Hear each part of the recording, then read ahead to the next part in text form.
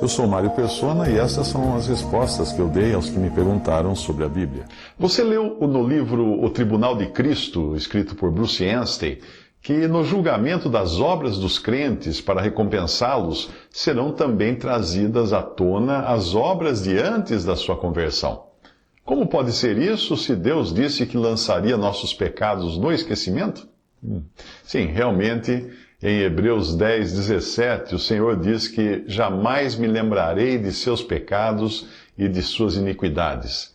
Ele não diz me esquecerei, e sim jamais me lembrarei. Esquecer é involuntário, como quando alguém sofre de amnésia ou de Alzheimer, mas não se lembrar é voluntário. A passagem que gerou sua dúvida é comentada pelo autor do livro, e a passagem de 2 Coríntios 5, de 9 a 10, é a seguinte: é por isso que também nos esforçamos, quer presentes, quer ausentes, para lhe sermos agradáveis. Porque importa que todos nós compareçamos perante o tribunal de Cristo, para que cada um receba segundo o bem ou o mal que tiver feito por meio do corpo. Está falando aí das nossas obras. O que você leu no livro foi que, abre aspas, as obras feitas por meio do corpo incluiriam todas aquelas praticadas em nossa vida inteira, até mesmo antes de sermos salvos.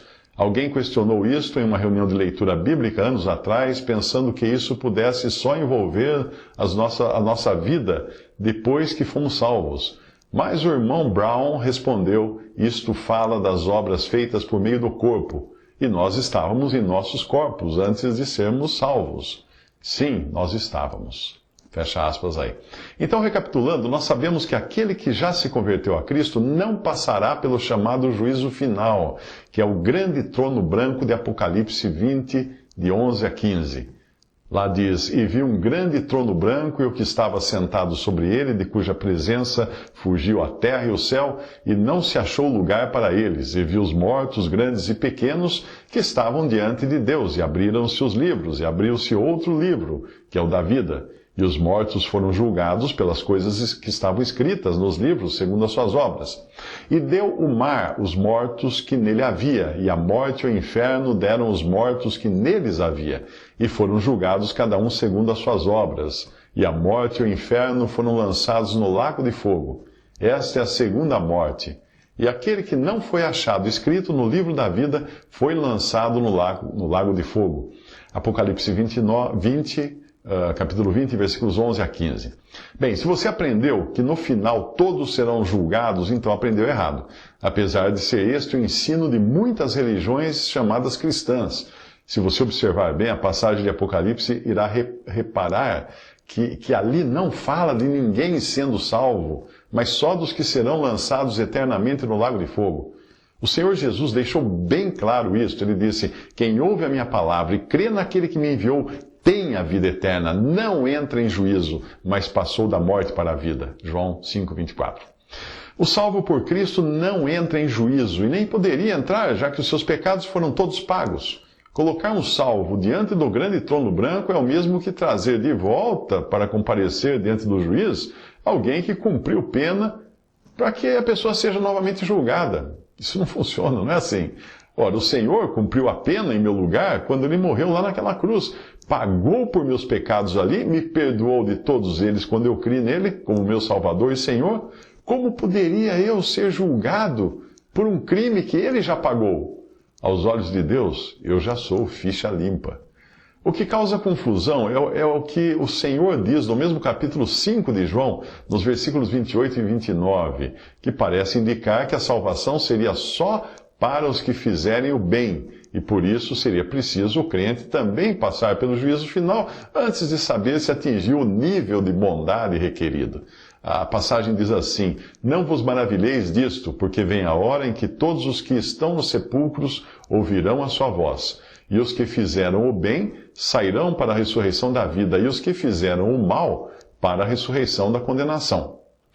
Bem, se sabemos que é pelo fruto que se conhece a árvore, iremos também entender que os que fizeram o bem, nesta passagem, são os que já foram salvos e justificados pela fé em Jesus. Uma vez salvos, eles passaram a fazer as obras que Deus preparou para que andassem nelas. Acaso não foi isso que Paulo ensinou na sua carta aos Efésios?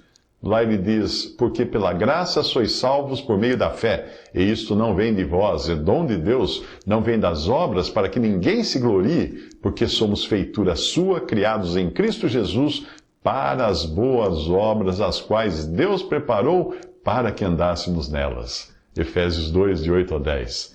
É preciso entender que entre a ressurreição da vida, que vem primeiro, e a ressurreição da condenação, nessa passagem de João 5, 28 a 29, terão se passado no mínimo 1000 anos.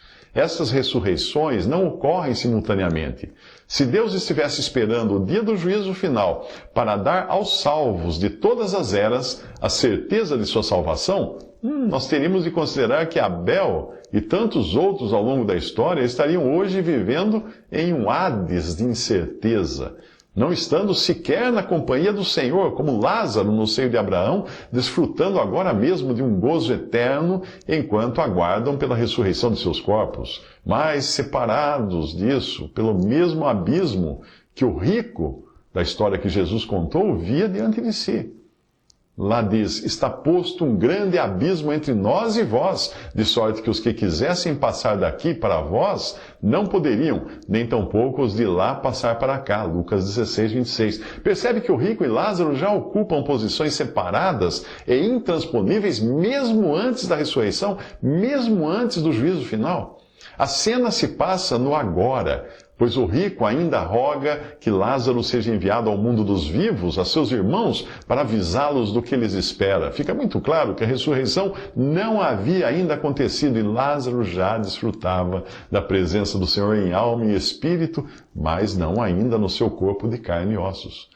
Rogo-te, pois, ó Pai, diz o rico, que o mandes à casa de meu pai, pois tenho 5 irmãos, para que lhes dê testemunho, a fim de que não venham também para este lugar de tormento.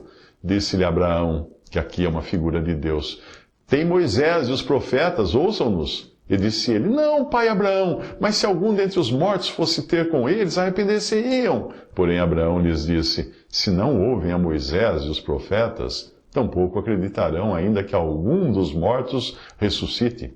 Lucas 16, 27 a 31. Se a salvação e posição dos que partiram na fé não estivesse já firme desde o dia em que creram, nós teríamos também de imaginar que o Senhor, depois de dizer ao malfeitor arrependido que naquele mesmo dia estaria com ele no paraíso, voltaria depois a lhe dizer, ok, agora é melhor você se sentar e esperar o juízo final para ver se vai mesmo entrar no paraíso. Ora, se fosse apenas depois do juízo final que a sorte de cada um seria definida, a cena da transfiguração no monte teria sido só com a participação de Jesus, já que Moisés e Elias ainda não teriam sido devidamente julgados para provar que eram idôneos de estarem ao lado do Senhor. E ao invés de dizer que tinha o desejo de partir, estar com Cristo, porque isso é ainda muito melhor, como diz Paulo em Filipenses 1:23, ele teria dito que tinha o desejo de partir e ser julgado por Cristo, porque isto é ainda muito melhor. Já pensou um criminoso feliz porque será levado ao julgamento? Tem o desejo de ser julgado. Mas então de que julgamento 2 Coríntios 5, 9 a 10 está falando? Do tribunal de Cristo, que é um julgamento das obras do crente, não da pessoa do crente. Se você leu com atenção as passagens de Apocalipse 20 e de 2 Coríntios 5, terá observado um detalhe muito importante. Repare que em Apocalipse diz, e foram julgados cada um, ou seja, cada pessoa, segundo as suas obras. Isso é julgamento da pessoa, de cada um, que já entra ali naquele juízo final para receber sentença de condenação e, evidentemente, o que produziu para nada servirá, pois todos nós somos como o imundo e todas as nossas justiças como trapo de imundícia. Isaías 64, 6. Se as nossas justiças são como trapo de imundícia, e no original ali é trapos de menstruação, ou modernamente falando, absorventes higiênicos descartados, o que dizer então de nossas injustiças? Mas o que diz a passagem que fala do tribunal de Cristo em 2 Coríntios 5, de 9 a 10, e deve ser lida em conjunto com 1 Coríntios 3, de 12 a 15? Diz assim, e se alguém sobre este fundamento formar um edifício de ouro, prata, pedras preciosas, madeira, feno, palha, a obra de cada um se manifestará. Na verdade, o dia a declarará, porque pelo fogo será descoberta, e o fogo provará qual seja a obra de cada um. Se a obra que alguém edificou nessa parte de permanecer, esse receberá galardão. Se a obra de alguém se queimar, sofrerá detrimento, mas o tal será salvo. Todavia, como que pelo fogo. 1 Coríntios 3, 12 a 15. Consegue enxergar a diferença aí? No grande trono branco, a pessoa e as suas obras que a condenam é julgada apenas para receber a sentença de condenação final, não a salvação. No tribunal de Cristo, apenas as obras são julgadas, como faz o juiz num concurso de arte, para a pessoa receber ou não prêmio ou recompensa.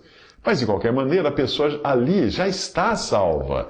E mesmo que nada tiver restado das suas obras feitas aqui, o tal será salvo, todavia, como que pelo fogo, ou seja, sem galardão.